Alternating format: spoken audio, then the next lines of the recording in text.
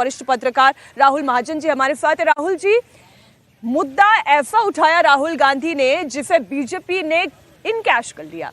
BJP पूछ रही है कि सोनिया गांधी के पास क्या अधिकार थे जो उन्होंने चुनाव आयुक्त को नियुक्त किया। देखिए, दो ऐसे मुद्दे हैं जो राहुल गांधी ने बोले जिस पर लोगों को नज़र भी रखनी चाहिए, देश के लोगों को ध्यान भी देना चाहिए, और उन मुद्दों का क्या तथ्य है ये भी जानना ज़रूरी है लोगों के लिए। पहली बात ये कि आपने सीजेआई को उस कमेटी से बाहर क्यों किया जो कमेटी चीफ इलेक्शन कमिश्नर जो है नियुक्त करती है। पहला ये।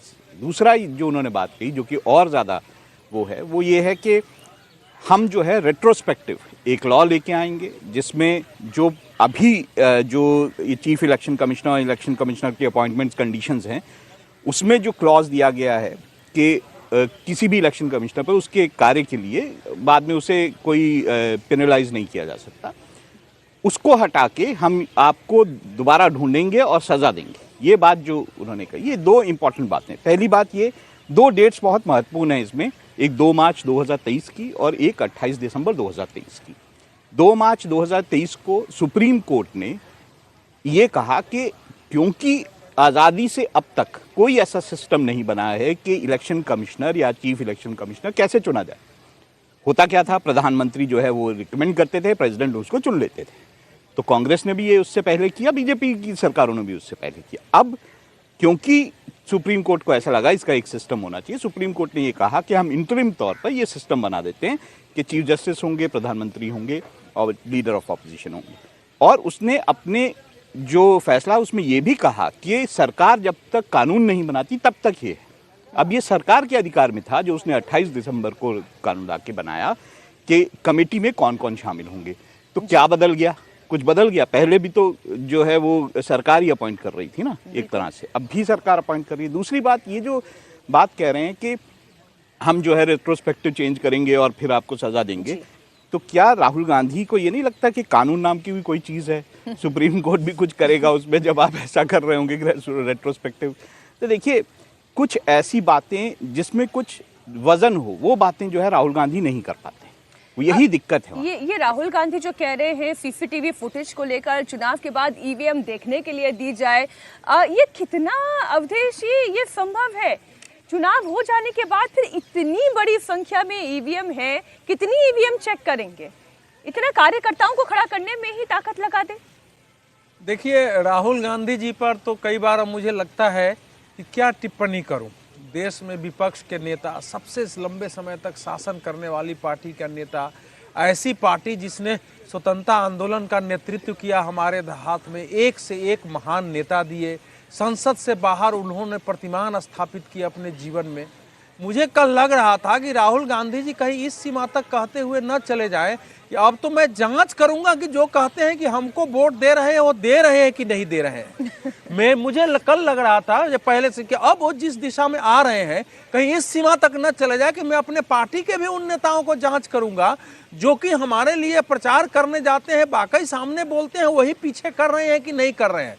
क्योंकि जो कुछ उन्होंने बोला है उसका यही अर्थ है कि आप मान के चल रहे हैं कि ये सिस्टम जो है वो हमारे अनुकूल ही नहीं है, इस देश के लोकतंत्र के ही अनुकूल नहीं है, जो कुछ पहले से चला आ रहा है। और सबसे बड़ी बात है कि संसद में खड़ा होकर के बाहर से वो धमकी दे रहे थे कि आप समझ लीजिए आप ये भी सरकार जाएगी और आप भी रहेंगे।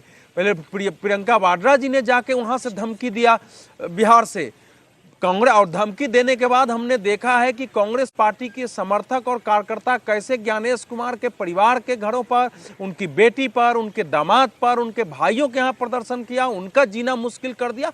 अब संसद से उस प्रकार की बातें आ रही है। सवाल है कि एक नियुक्ति की प्रक्रिया हुई है। पहले तो क्या था, सरकार नियुक्त कर देती थी, कोई ऐसी कमेटी नहीं होती थी। राहुल जी ने उन सारे डेटों का जिक्र कर दिया। दूसरी बात है कि सुप्रीम कोर्ट कभी भी इस देश में आरंभिक दिनों से किसी नियुक्ति में उसकी भूमिका नहीं होती थी। जब इस देश में कांग्रेस के शासन काल में ही सत्ता का भ्रष्टाचार हुआ, उसकी महिमा राजनीति की गिरने लगी, लोग पीआईएल लेकर सुप्रीम कोर्ट जाने लगे, तो धीरे धीरे सुप्रीम कोर्ट उसके अंदर आया है। नहीं तो नॉर्मल व्यवस्था में किसी भी नियुक्ति में सुप्रीम कोर्ट के जज की कोई प्रोविजन नहीं था। नियुक्तियों को लेकर ही तो बीजेपी सांसद निशिकांत दुबे ने कांग्रेस पर वार किया। उन्होंने पूछा कि संवैधानिक संस्थाओं पर जब कब्जा जमाया जा रहा था, जो नियुक्तियां हो रही थी वो कैसे हो रही थी। एक बार हम सुना देते हैं निशिकांत दुबे ने क्या कहा। ये चुनाव आयोग की बात करते हैं। इस देश का पहला चुनाव कमिश्नर, इस देश का पहला चुनाव कमिश्नर सुकुमार सेन, जब वो रिटायर होते हैं तो उसको सूडान का ये राज्यपाल बना देते हैं। वीएस रमा देवी जब रिटायर होती है उसको हिमाचल का गवर्नर बना देते हैं। टीएन शेषन जब रिटायर होते हैं तो उसको अहमदाबाद में भारतीय जनता पार्टी के खिलाफ कैंडिडेट बना देते हैं। मदर टेरेसा पर जिस आदमी ने किताब लिखा, जो ज्वाइंट सेक्रेटरी के लिए एमपैनल नहीं हुआ, एडिशनल सेक्रेटरी के लिए एमपैनल नहीं हुआ, सेक्रेटरी के लिए एमपैनल नहीं हुआ, वो नवीन चावला चीफ इलेक्शन कमिश्नर हो गया। केवल मदर टेरेसा का जो है, केवल क्रिश्चियनिटी को जब बढ़ा रहा था, केवल उसके आधार पर आपने चुनाव आयोग बना दिया। एमएस गिल, जिसने की राहुल, जब Sonia Gandhi ji office of profit के चक्कर में फंस गई और लगा कि ये दीवार हो जाएंगी, 6 साल के लिए चुनाव लड़ने के लिए काबिल नहीं रहेंगी, उस एमएस गिल को आपने जब बचाया, उसने उसके रिटायर होते ही 10 साल तक उसको ढोते रहे, आप केंद्र में मंत्री बनाए रखे। आज आप जो है 100 चूहे खा के बिल्ली चले हज को। अब राहुल जी, इसी का तो एक पक्ष ये है ना कि जिसकी 10 उंगलियां खुद घी में रह चुकी हैं, फिर वो अगले से पूछे कि तुम्हारी रोटी में इतना घी क्यों है।